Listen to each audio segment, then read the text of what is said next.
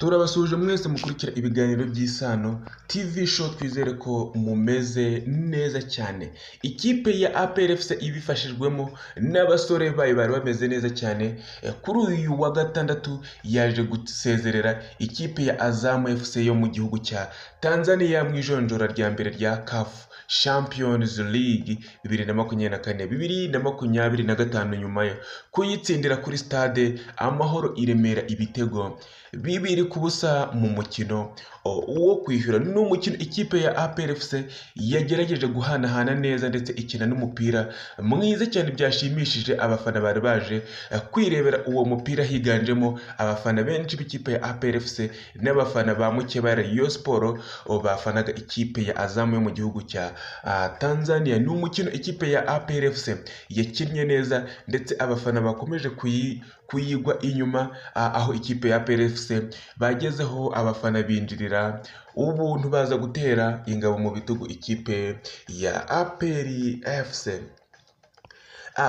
Ku munota wa 44 gusa umukinnyi w'ikipe ya APR FC yabashije gutsinda igitego cya mbere. Uwo ninde? Ni Ruboneka Jean Bosco watsinze igitego cya mbere, aho impande zirimo Mugisha Gilbert n'abandi bari barimo bakina neza cyane bahererekanya umupira, ndetse havamo igitego cya mbere ku munota wa 44. Bagiye kwishyura ari igitego rero 1-0. Ikipe ya APR FC yari imbere ho gato n'igitego 1-0, dore yuko byanganyaga igitego 1-1 ku giteranyo cy'imikino yose. Mu gice cya kabiri ntabwo byasabye igihe kirekire, dore yuko ku munota wa 61 Mugisha Gilbert yaje gutsinda igitego cya kabiri agitsindira ikipe ya APR FC.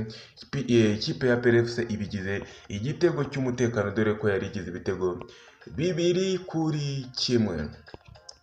Ikipe ya Azam yakomeje gusatira no kwataka ngo irebe ko yanganya, kugira ngo irebe ko yatsinda igitego cyo hanze ibe yasezerera APR. Ariko ikipe ya APR, abadefanseri b'ikipe ya APR FC bakomeza guhagarara neza, ndetse iya APR ikomeza guhanahana imipira, ubona ko yarushije ikipe ya Azam ku buryo bugaragara.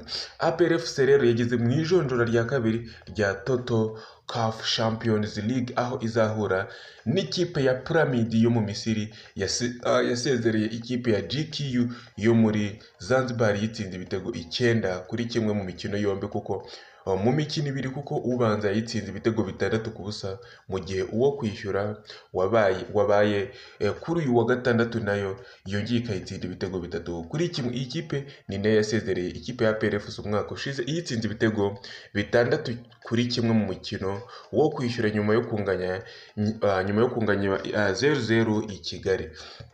Ikipe ya Pyramid rero ni ikipe yo kwitondera, ndetse ikipe ya APR nubwo yakomeje itsinze ikipe ya Azam ikaba ifite inkomanga ku mutima, cyangwa se ikaba yaratomboye ikipe ya Pyramid. Ikipe ya Pyramid ni ikipe yo mu Misiri mu Barabu, ikipe ikomeye cyane, ikipe ihanahana neza, ndetse ubwo ikipe ya APR yakinaga n'ikipe ya Pyramid bikaba byaragoye ikipe ya APR FC kugeza naho itsinda ikipe ya APR ibitego 6-1. Urumva ko APR FC ifite akazi katoroshye nubwo yasezera ikipe ya Pyramid, ubwo igiye guhura n'Abarabu, ikaba igiye guhura n'ikipe ya Pyramid yo mu Misiri.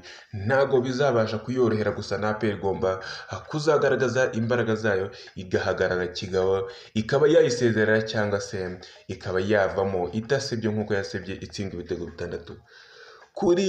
Ngibyo rero ibyabaye kuri uyu wa gatandatu bw'ikipe ya APR FC yakinaga ihanahana neza. Abasore barimo Mugisha Gilbert ndetse na Ruboneka Jean Bosco bakabasha kwitsindira ibitego 2-0 ku munota 41 n'umunota wa 44 n'umunota wa 61. Mwakoze kubana natwe. Iyi ni Isano TV show. Ciao ciao.